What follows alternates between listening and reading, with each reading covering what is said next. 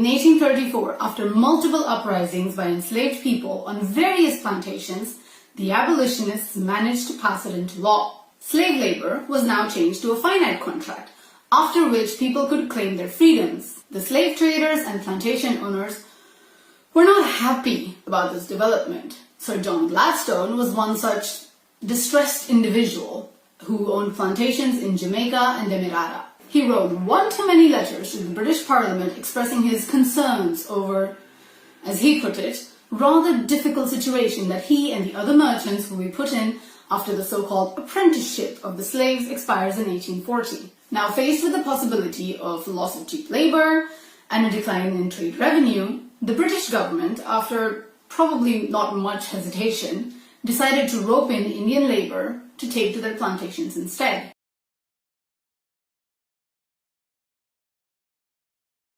Thinking of Indians as lesser humans, they had no qualms taking advantage of them, and thus the indentured labor system was introduced, where people would, by their own volition, work on the plantation.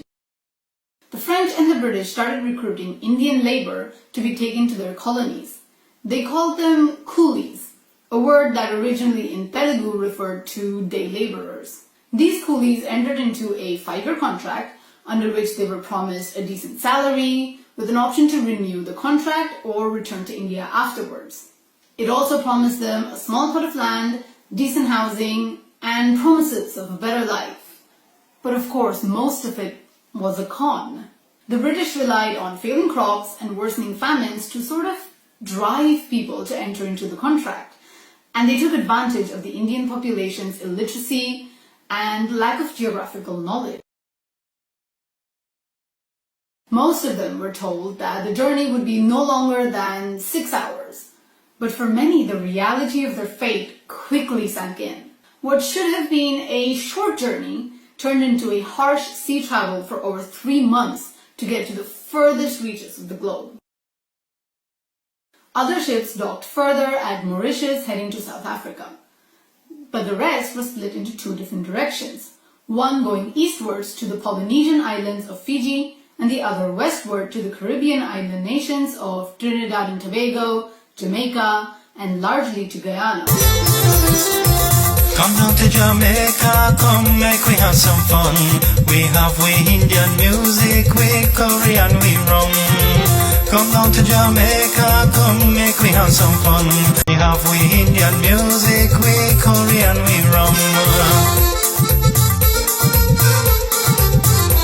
Indian indentured immigrants first arrived in Jamaica in 1845.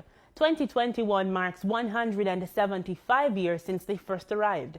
In that time, there has been an intermingling of cultures.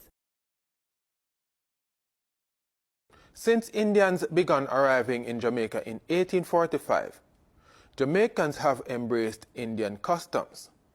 The use of curry, turmeric, and other spices in Jamaica is a direct result of Indian culture.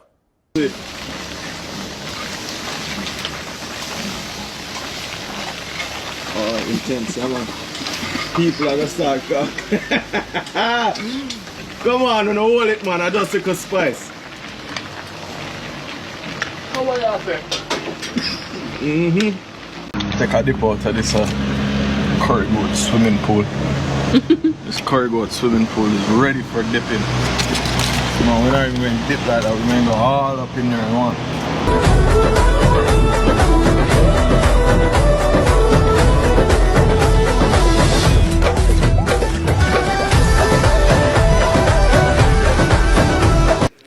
Hindi was the language which most of them were speaking.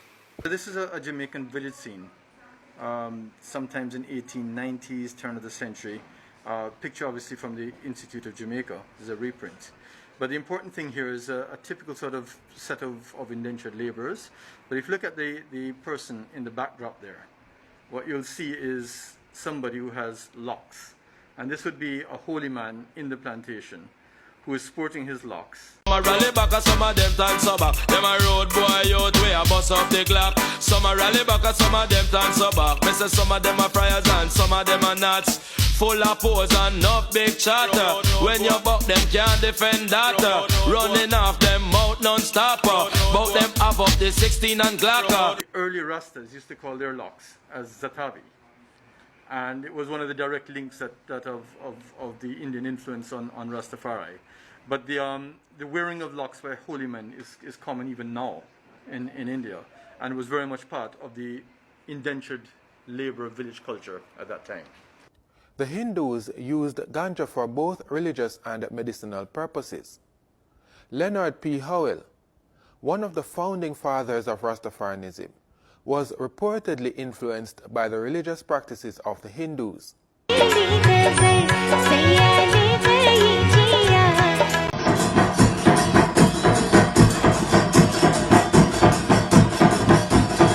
From 1845 going on, the plantations, in fact, we still have it in Golden Grove, St. Thomas, where on one side of the road you had the Indian barracks, and on the other side of the road you had the Afro-Jamaican barracks.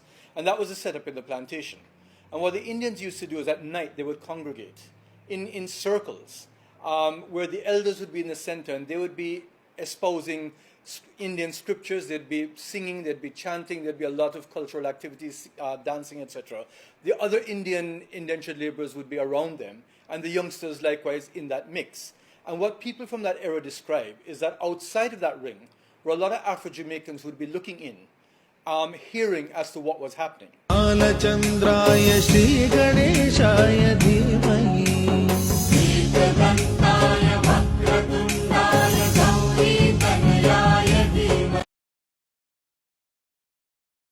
Now, when it came the advent of Rastafari, there are two main people linked to the sort of formation of this religion. One was Lenny Howell, and the other was Hibbert. As you're aware, when Howell proclaimed Rastafari, he changed his name to Gyan Guru Maharaj, and a lot of what he spoke of was out of the scriptural interaction that he had from the Indians. And as you've seen before, that the Indians had brought their books of scripture, they were very well versed in their own culture, and they were happily, practicing it within their village scenario. So Howell had gone down the line of changing his name to Gyan Guru Maharaj, and a lot of his teachings and so on were intertwined with what the Indians used to speak of their own culture.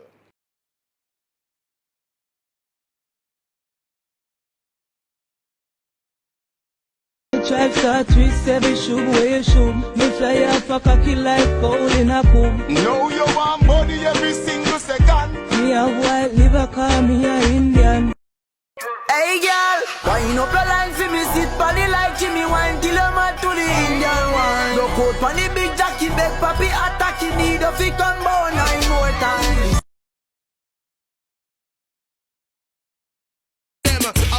Away, happen to them. Me's a man not in a hurry. Me love me chicken and me goat well curry. But why I feel left in a hurry? My grandparents came to Jamaica from India as indentured workers, not slaves. They came of their own volition and they could have gone back if they wanted. But a lot of them, after their contract was finished, but a lot of them chose to stay. Me a one man way unruly. Me have white liver like coolie. Gaza. Kingston Harbor, the site where Chinese indentured laborers landed in 1853. The end of the slave trade in 1834 brought problems for the English plantation owners. They were now outnumbered 40-1 and were not about to arm the freed Negroes and blacks with machetes for fear of revolt because of the way they were treated. Ex-slaves were not interested in working on the plantations. Encouraged by the colonial government of the time, the plantation owners turned to China.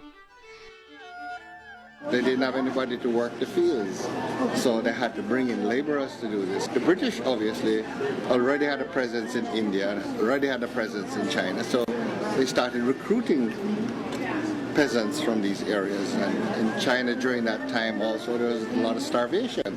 Anything outside of China was a great opportunity. The Chinese were seen as less hostile, pliable, and hardworking. Thus began the Chinese indentured labor experience, or contract workers. The first large group of 267 Chinese Hakka immigrants destined for indentureship came via Hong Kong on July 30, 1854. Later that year, 205 more Hakka workers arrived here from Panama, where they were fleeing yellow fever. On arrival, they were taken to Spanish Town Prison to be sorted. Soon after, they would be on their way by horse-driven carts to their destination. Soon, many Chinese indentured laborers realized that life in Jamaica was going to be very, very difficult. Nothing like the advertisements they had seen in China. Their world was about to be turned upside down.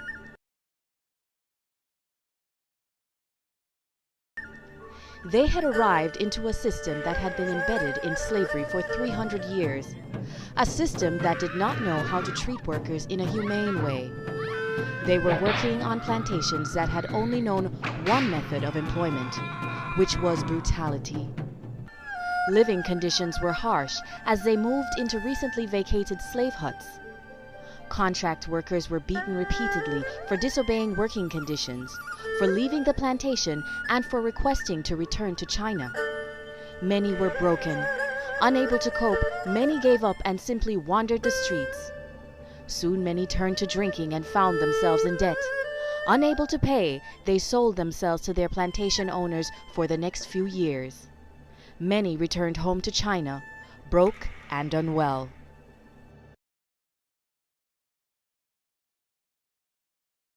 Those that stuck it out and were freed after their period of indentureship opened small shops. Soon the island was littered with these little shacks. And so these new Chinese Jamaicans became known as shopkeepers. They tended to live just above the shop they operated.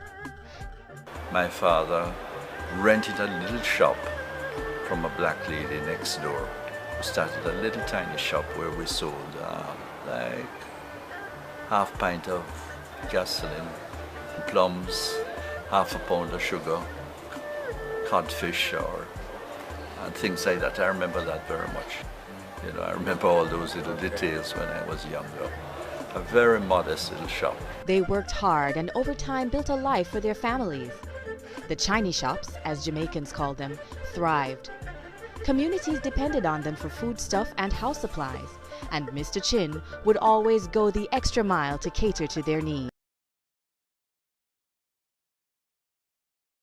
When I was growing up, a lot of Jamaican persons from the community would come and they would ask my grandfather for medicine. He knew about Chinese medicine. Homemade remedies was what he would give to persons for like arthritis, pain and stuff. My grandfather would catch snakes and stuff like that and put them in a bottle with rum and he'd give it to them when they would come for different ailments. When I was growing up, a lot of Jamaican persons from the community would come and they would ask my grandfather for medicine. He knew about Chinese medicine. Homemade remedies was what he would give to persons for like arthritis, pain and stuff. My grandfather would catch snakes and stuff like that and put them in a bottle with rum and he'd give it to them when they would come for different ailments. I'm Asian in you, right? Yeah, definitely. My grandfather from my grandfather's father's from China. Right, and you have people who are Portuguese in you?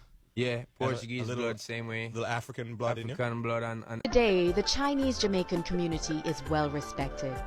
They have left an indelible mark in many spheres of Jamaican life and contributed to building this island nation. Sacrifice your life for the poor, no matter what it costs you. Out of that has emerged missionaries of the poor. You have to have a passion. You have to have a passion. You have to be passionate about what you do. It was amazing growing up in such a musical family, and I think that's what really fueled the fire for us. What reggae music is an expression, right? Whichever way you're feeling or a message that you're trying to relay. I've been involved with the likes of producers for likes of Bob Marley and the Wailers and many other artists. Okay, well, Brian Lee and the Dragonair, for instance, everybody knows about Brian Lee and the Dragonaires. They have been really a forerunner or forefather of the carnival music. Despite being quite immersed in Jamaican social culture, efforts have been made by the Chinese Benevolent Association to keep the Chinese culture alive locally. not only for Chinese Jamaicans but for all Jamaicans. The CBA has a Kung Fu studio and a museum with artifacts brought by the original Chinese settlers.